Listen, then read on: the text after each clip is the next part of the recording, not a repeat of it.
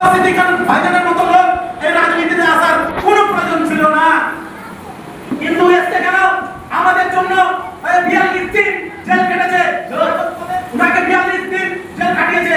42 দিন জেল কেন কাটলো?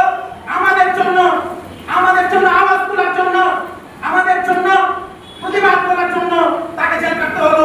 তা আমাদেরকে চুপ করে বসে থাকলে হবে না, যখন অন্যায় হবে আমাদেরকে প্রতিবাদ করতে হবে। তবে আপনি প্রতিবাদ করলেই আপনাকে সেই প্রবসজ্জা সঠিক জায়গাতে আপনার মূল্যায়নটা করবে। আমাদের ভুলে গেলে চলবে না সেই যুগের কথা। আমরা যখন ছোট ছিলাম আমার বন্ধুর সঙ্গে আমরা খেলাধুলা করতাম, হিন্দু মুসলমান বলে কোন বিভেদ কোনো মত পার্থক্য ছিল না। আজকে বিভিন্ন রকম দল যারা এই ধর্মকে নিয়ে রাজনীতি করছে তাদেরকে আমাদেরকে ধিক্কার জানাতে হবে। ধর্ম নিয়ে রাজনীতি নয়, ধর্ম সবার কাছে নিজের সম্মান সবার নিজের ধর্ম নিজের ধর্মকে সবাই সম্মান করে। আমাদের আজকে যে আজকাল ভাই আমাদের সঙ্গে সংযুক্ত হল, আমরা পূর্ণভাবে চেষ্টা করবো আজকালের পাশে থাকা। আমরা সর্বদা মেসেজ এখানে যে এসছি এই প্রোগ্রামের মেসেজ অলরেডি নৌসাদ সিদ্দিকী ভাইজান দেখছে। এই যে আলোচনা করছে এই আলোচনা নৌসাদ সিদ্দিকী ভাইজান দেখছেন। নৌসাদ সিদ্দিকী ভাইজান আসছেন মুর্শিদাবাদে, আপনারা সকলেই যাবেন। 7 তারিখ আমরা সম্ভবত 5 তারিখ মঙ্গলবার ভুলিয়ান শামসেরগঞ্জে আমাদের ভাইজান আসছেন।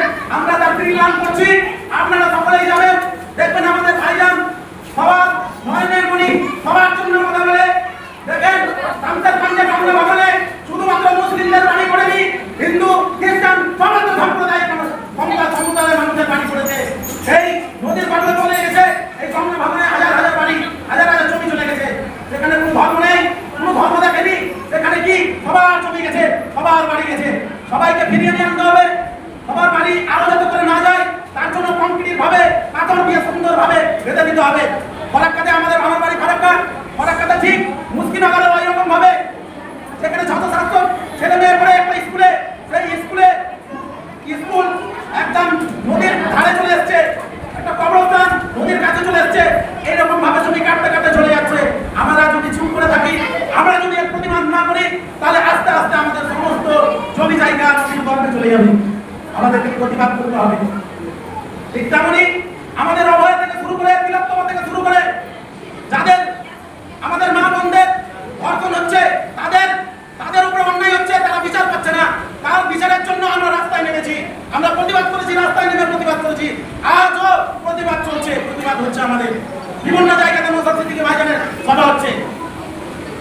আমি বলবো অবশ্যই আমাদের রঘুনাথ কন্ট্রিয়ে এই ভাইজান কাজ করবে। আমরা এই যে পঞ্চায়েতে যারাকে দিবে ইনচার্জ হিসেবে কাজ করবে। প্রত্যেকটা বুথ আমাদের যদি রেডি হয়ে যায় তাহলে আমরা অবশ্যই চেষ্টা করব যে এই বিধানসভাতে আমরা একটি প্রার্থী দিয়ে তাকে জয়ী করার চেষ্টা করব। আমরা জয় নিশ্চিত করব যদি আমরা মাঠে ময়দানে খেলি। মাঠের ময়দানে আমরা যদি তার প্রতিবাদ করি অবশ্যই আমরা জয় পাবো নিশ্চিত। হুড় করে বিদ্যুতের দাম বেড়ে যাচ্ছে, আমাদের মন্ত্রী চুপ করে বসে আছে, কোনো রকম কিছু ব্যবস্থা করে না। আরে ডিজিটাল মিটারের নামে কত টাকা আত্মসাৎ হচ্ছে, এই সমস্ত জিনিস বন্ধ করতে হবে। বিল কেন বেশি আসবে? কি করছে আমাদের এখানকার যে যিনি দায়িত্বশীল যাকে দিয়েছে সরকার, তাকে দেখতে হবে না মুর্শিদাবাদকে নাকি? মুর্শিদাবাদ মানুষ পিছিয়ে, সেই নবাবের জেলা মুর্শিদাবাদ, সেই মুর্শিদাবাদকে বিভিন্নভাবে পিছিয়ে রাখা হয়েছে। তার আন্দোলন, তার প্রতিবাদ আমরা কিন্তু করছি। আপনাদের সহযোগিতা চাইছি, আপনারা পাশে থাকেন। অবশ্যই আমরা এর প্রতিবাদ জারি রাখবো এবং আমরা এর সমস্যার সমাধান আমরা পেয়ে যাব। আমাদের যদি মুখ না খুলে, আমরা যদি না বলি, তাহলে আমাদের কথা কে শুনবে? আমাদেরকে বলতে হবে আমাদের অসুবিধার কথাটা। ওই জন্য বলছি মা বোনরা আপনারা এটা মনে রাখুন, আমরা যেইভাবে চলেছিলাম, ঠিক আমরা ছোটতে যেভাবে চলেছিলাম, মুসলিম হিন্দু জন্য খ্রিস্টান একটা কাছে ভাগ খেয়েছি, সেই সম্প্রীতি আমাদেরকে সবাইকে বজায় রাখতে হবে। সবাইকে সম্প্রীতির বার্তা আমাদেরকে একে অপরকে দিতে হবে।